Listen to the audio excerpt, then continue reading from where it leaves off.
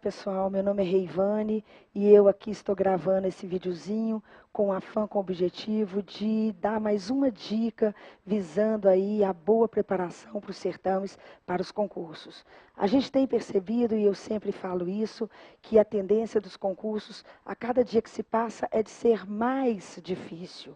Exatamente em razão, em virtude dessa democratização do ensino que tem acontecido aí, inegavelmente. Vejam que eu gostaria aqui de falar sobre o Instituto dos Punitive Damage, que é chamada também da teoria do dano punitivo.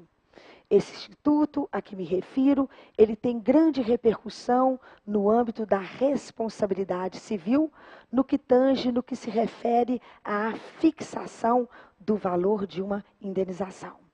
É sabido que não haverá responsabilidade civil sem dano, porque qualquer centavo que a vítima receber por um prejuízo que ela não amargou, acarretará locupletamento ilícito, enriquecimento sem causa. Portanto, o dano é imprescindível para que haja a percepção de uma indenização. Dano que pode ser material ou moral. Vejam que a lei determina, no artigo 944, que a indenização mede-se pela extensão do dano.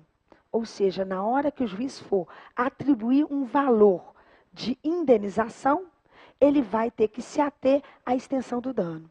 Só que a gente só consegue avaliar a extensão do dano quando o dano for material. Qual é a extensão do dano material? Como que nós vamos liquidar o dano material? Calculando exatamente as perdas e danos amargadas pela vítima. Perdas e danos ali incluída não só os danos emergentes, como também os lucros cessados. Se a vítima sofre um dano material, encontrar o valor da indenização que ela fará jus vai ser tranquilo. Basta procedermos à liquidação, verificando a extensão do dano. Mas o problema surge exatamente quando se quer uma indenização por dano moral. Até porque o dano moral é aquele que não é passível de ser liquidado. É aquele que a gente não consegue verificar com certeza qual é a sua extensão.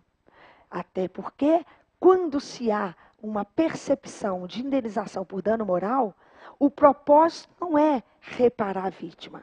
Até porque muitas vezes o prejuízo por ela é irreparável. Quando se condena alguém a pagar a indenização por dano moral a uma vítima, é muito mais como forma de compensá-la da dor e do sofrimento amargado do que qualquer outra coisa. A maior dificuldade que os juízes enfrentam nas ações de indenização por danos morais é exatamente fixar um valor. Exatamente porque eles não têm parâmetro para aquilatar a extensão. E tem-se observado que muitos juízes, na fixação dos danos morais, têm tentado observar aquele mesmo binômio que é utilizado na fixação dos alimentos.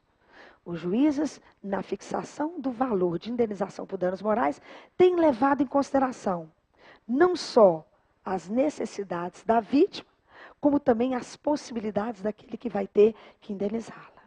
Só que considerando necessidade da vítima, com a possibilidade de quem vai pagar-lhe a indenização, o juiz pode correr o risco de fixar um valor muito alto, que sirva de enriquecimento sem causa para a vítima, ou um valor muito pequeno, que não seja suficiente para punir.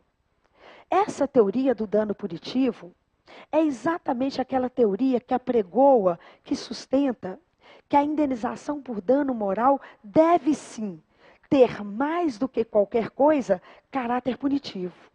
Deve ter caráter punitivo exatamente para servir como forma de intimidar a pessoa a não voltar a agir da maneira como agiu.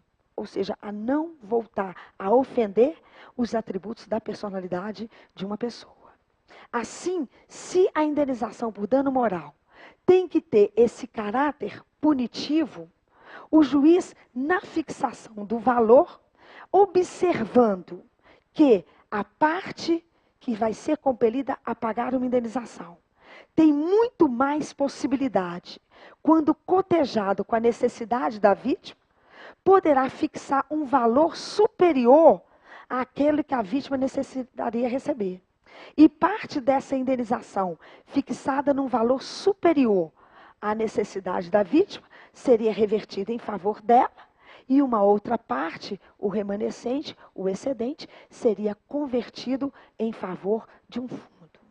Vejam que o Instituto dos Punitive Damage é o que apregoa, é o que defende exatamente esse caráter punitivo da indenização por danos morais, que deve ser fixado exatamente levando em consideração a capacidade econômica daquele que vai ser compelido a indenizar a vítima que fora ofendida nos seus atributos físicos, psíquicos e morais. Constatando que a capacidade de quem vai pagar é superior à necessidade da vítima, o valor da indenização poderá então ser fixado em patamar maior, mas para que não haja enriquecimento sem causa, parte dele reverte em favor da vítima e uma outra parte, o excedente, reverterá em favor do fundo.